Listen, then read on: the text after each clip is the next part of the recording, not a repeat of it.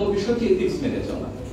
এবং এখানে আমাদের যারা এই মুহূর্তে ওয়ার্কিং জার্নালিস্ট আছেন, রাজা ভাই একটু আগে বললেন, একটা বিষয় মানতে হবে, আমাদের কয়জনের মুদ্রিত কোড অফ কন্ডাক্ট আছে বা আমাদের এথিক্যাল গাইডলাইন আছে।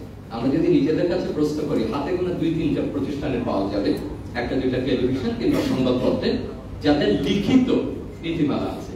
এখন সম্পাদকীয় নীতিমালা অত্যন্ত উন্মুক্ত একটা বিষয়, পৃথিবীর কোথায় সম্পাদকীয় নীতিমালা লেখা থাকে না, আমার যদি ভুল না হয়ে থাকে। আপনি কাউকে গিয়ে বললে হবে নিউ ইয়র্ক টাইমস সম্পাদকীয় নীতিমালাটা আমাকে মুদ্রিত দেন না, এটা একেবারেই অলিখিত, আমরা অনুসরণীয় একটা বিষয় যে তার নীতিমালা কেমন চলবে, যেটা লেখা থাকতে পারতো কি করবো বা কি করবো না, কিংবা আমি কিভাবে কোনটা থেকে আমার গ্রেডিয়েন্সটা হবে, সেইটা কিন্তু আমরা এখনো পর্যন্ত কেউ করি। সুতরাং আমার এখানে উদ্বেগ দুটো, একটা হচ্ছে যে আমি কি তাকে যথেষ্ট পলিটিক্যাল কনসেনসাস ছাড়া, সাংবিধানিক সুরক্ষা ছাড়া শুধু সেলফ রেগুলেশনে যেতে বলছি, আবার অন্যত্র যে সেলফ রেগুলেশন আছে কিন্তু সেইটা আবার থাকলেও আমি সুবিধাজনক সময় সেটাকে ব্যবহার করছি কিনা। অতএব আমাদের দিক থেকে আমি মনে করি যে যদি সাংবাদিকের দিক থেকে, মিডিয়া হাউসের দিক থেকে বলি, তাহলে স্পষ্ট করতে হবে যে এটাই আমার এক ধরনের রেগুলেটরি সিস্টেম, আমি এই মেনে চলবো, আমার সাংবাদিক ইত্যাদি ইত্যাদি মেনে চলবে, আর অন্যদিকে আমাকে আইনি সুরক্ষা দিতে হবে।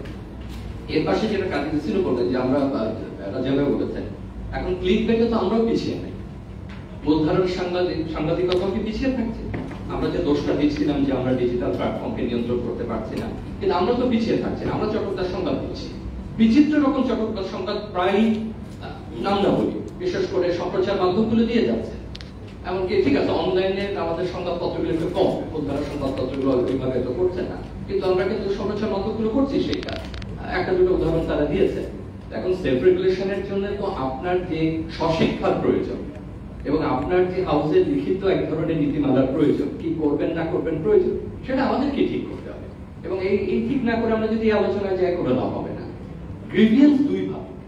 এখন কোনোদিনই এখানে তো আইনও ছিল গ্রিভিয়েন্স, যে আমি যা করবো একটা রিজয়েন্ট ডাকবে, ওটা ছাপা হয় শেষ পাতায়, আমার মানহানি করা হয় প্রথম পাতায়, ছাপা হয় শেষ পাতায়। এই যে তো জাহিদ ভাই আছেন, আমি আছি, আমরা আলিয়া স্যারের ছাত্র সবাই, এটা নিয়ে অন্তত 30-35 বছর আগে স্যার আমরা প্রচুর আলোচনা করেছি, এ নিয়ে বইপত্র লেখালেখি করে শেষ নাই। কিন্তু এইটা তো হয়নি, সম্প্রচার মাধ্যম আসার পরে গ্রিভিয়েন্সের কি হবে? আমার ছবি দেওয়া হচ্ছে, আমার বাড়িতে চলে যাওয়া হচ্ছে, দরজায় টোকা দিয়ে ঢুকে যাচ্ছে, চটকদার সংবাদ হচ্ছে, তারপরে কি আমার গ্রিভিয়েন্সটা হচ্ছে? আমি তো নালিশ করতে পারছি। তার মানে সংবাদ মাধ্যমকেও প্রস্তুত থাকতে হবে যে সিভিক প্ল্যাটফর্ম তৈরি হবে। আমাদের দিক থেকে অ্যাডভোকেসি করবার কিন্তু কেউ নেই। আপনার যে ভোক্তা বা আপনার যে গ্রহীতা, কিংবা আপনার যে অংশ ধরে নিয়ে ভোক্তা গ্রহীতা শব্দ নিয়ে হয়তো নাম বিতর্ক থাকতে পারে, যিনি দেখছেন শুনছেন, তার দিক থেকে আসলে কোনো অ্যাডভোকেসি গ্রুপ নাই। এবং তার দিক থেকে যে জানাবো, আমার যে ক্ষোভ জানাবো, সেটাও কিন্তু নাই। এখন যদি রাজাভাইয়ের কথা ধরি যে আমরা নিজেরাই প্রস্তুত করতে পারলে সবচেয়ে ভালো, আমরাই যদি আমাদের সংগঠন তৈরি করতে পারতাম, আমাদের এক ধরনের রেগুলেটরি কমিটি থাকতে পারতো গণমাধ্যমের মধ্যে, যাতে আমরা আমাদের বিষয়গুলোকে প্রাথমিকভাবে নিরসন করতে পারি। কিন্তু এটা উন্মুক্ত থাকতে হবে যে তারা আমাদেরকেও সিভিক বডি তৈরি করতে দিতে হবে, অর্থাৎ যারা অন্য পাশে আছে, এবং সেই প্ল্যাটফর্ম থেকে যে অভিযোগগুলো আসে শুধু সরকারের কাছে না, গণমাধ্যমের কাছে সে অভিযোগ গেলে গেল সেগুলো নিষ্পত্তি করতে পারে। আর খুব দ্রুত যে একটা পয়েন্টের মধ্যে একটা হলো আমাদের সাংবাদিক কে। এখন আপনি যদি আজকে যে আলোচনা আছে সেলফ রেগুলেশনে যান, তাহলে আপনাকে ইন্টারন্যাশনাল স্ট্যান্ডার্ডে যেতে হবে। এখন ইন্টারন্যাশনাল স্ট্যান্ডার্ডে যেতে গেলে হিউম্যান রাইটস এর প্রসঙ্গ আসে, যে বা আমরা যে সমস্ত আন্তর্জাতিক ঘোষণায় স্বাক্ষর করেছি, কভেন্যান্টগুলোতে স্বাক্ষর করেছি, তার প্রতিফলন আমাদের আইন এবং সাংবাদিকতায় ঘটাতে হবে। তো সেটাই যদি হয়, তাহলে কিন্তু সাংবাদিককে ডিফাইন করা যায় না।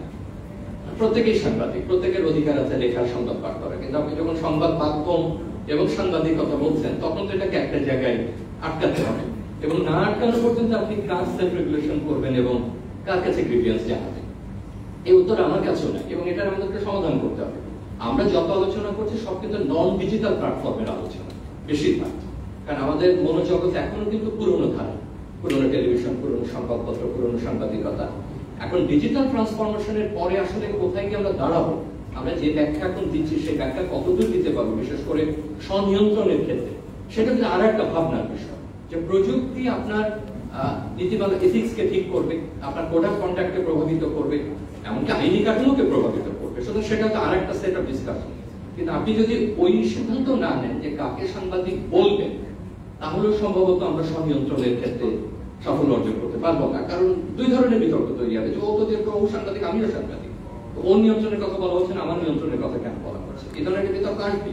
আবার ইন্টারন্যাশনাল স্ট্যান্ডার্ড যেতে গেলে বারবারই আমরা যারা কাজ করি আন্তর্জাতিক প্রতিষ্ঠানের সাথে, তারা জানেন এটা ডিফাইন করা কঠিন হয়ে পড়ে যে কে সংবাদ সংগ্রহ করবে, তৈরি করবে, কে দেবে এবং ডিজিটাল প্ল্যাটফর্মে তার কি ব্যাখ্যা হবে। আর যে কথা একদম না বলে, এই আলোচনা যখন করছে তখন সার্ভিস বেনিফিট বা জব সিকিউরিটি, আমরা এই আলোচনার মধ্যে সম্ভবত আজকে স্থানীয় সংবাদপত্রের কেউ নাই বা স্থানীয় সাংবাদিক কেউ নাই, থাকলেও এক দুজন আছে। তাদের যে নিদারুণ অবস্থা বা যে কষ্টের অবস্থা, আমরা ঢাকাতে তবু একটা কথা বলতে পারি, কিছুটা ইউনিয়ন আছে, আমাদের নেতারা আছেন, কিন্তু স্থানীয় যিনি আছেন তার অবস্থা অত্যন্ত খারাপ। তো তাকে যদি ওই অবস্থায়, যেখানে তার জব সিকিউরিটি নাই, উপরন্তু তার স্থানীয় অসংখ্য রকম চাপের মধ্যে তাকে কাজ করতে হয়, তাকে যদি আমি সেলফ রেগুলেশনের কথা বলি, সেটা কত খারাপ। একদিকে তার আইনের সুরক্ষা নেয়, অন্যদিকে তার জব সিকিউরিটি নাই, এবং তাকে আমি self regulation, ethics, code of conduct, high standard of journalism, আমি এই শিক্ষা যদি থাকে, তো এটা একটা অসম অবস্থার মধ্যে আমরা আছি। এই দুয়ের মধ্যে ভারসাম্য করতে হবে। আর যে কথা বলছেন যে প্রেস কমিশন করা না করে, এটা নিয়ে তো অনেক আলোচনা হতে পারে। প্রেস কমিশন অনেকগুলোকে বিলোপের কথা বলেছে, তার সবকিছুর সাথে আমরা সবাই যে একমত তাও না। এখন যখন এরকম একটা প্রক্রিয়া চলছে, তখন আমি মনে করি সেই সুপারিশ সব যা দিয়েছে প্রেস কমিশন সব তো বাস্তবায়ন সম্ভব না, কখনই সব কমিশনের বাস্তবায়ন হয় না, এটা নিয়ে আবার ফার্দার আলোচনার সুযোগ থাকে। কিন্তু যখন সুপারিশ গেছে, আমি মনে করি এই অবস্থায় প্রেস কাউন্সিলকে নিয়ে নতুন করে নড়াচড়া না করলেই ভালো। সেক্ষেত্রে আগে কতদূর যাই, কোন কোন সুপারিশ আমরা নিই, তারপরে আমরা প্রেস কাউন্সিলের বিষয়ে চিন্তা করতে পারতাম। এখন এমনও তো হতে পারে যে আমরা যদি মিডিয়া কমিশন করি, মিডিয়া কমিশন এখন একটা বিস্তৃত কাজের একটা প্রতিষ্ঠানে পরিণত হবে। এটা 80 দশক বা 90 দশকের না। এখানে যারা আছেন জানেন, যেভাবে অফকম কাজ করতো, যেভাবে এফসিসি কাজ করতো, সেই পরিস্থিতি তো এখন পাল্টেছে। এখন যদি একটা ইন্ডিপেন্ডেন্ট মিডিয়া কমিশন করা হয়, সে কত ব্যাপ্তিতে কাজ করতে পারবে, কতখানি কোয়াসি জুডিশিয়াল বডি হিসাবে সে তার বিচারিক কাজগুলো পালন করতে পারবে, আমরা যে গ্রিভিয়েন্স গুলো নিয়ে যাব, আমরা যে অভিযোগগুলো করবো, সেটা কতখানি নিষ্পত্তি করতে পারবে, এই প্রশ্ন থাকে।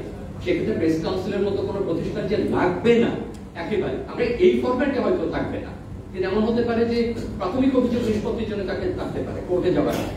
আপনার আমার অভিযোগগুলো নিষ্পত্তির জন্য তাকে লাগতে পারে, যে আমরা হয়রানিমূলক কোনো কিছু করবার আগে। আমার মনে হয় যে আমি শেষ করবো, আরো আলোচক আছেন, একদম সবশেষে এটাই বলবো যে আইন সুরক্ষার একটা বিষয় সম্ভবত সংবিধানে রাজনৈতিক ভাবে আলোচনার প্রয়োজন আছে। আমাদের এই সবকিছু আমাদের উপরে চাপিয়ে না দিয়ে যে আমরাই সেলফ রেগুলেশন করবো, আমরাই অভিযোগ নিষ্পত্তি করবো, অবশ্যই সেটা করবো, সেটা যেগুলো এথিক্যাল জার্নালিজমের পার্ট, কিন্তু ওই আলোচনাটা প্রাথমিকভাবে আমাদের সম্ভবত আনতেই হবে।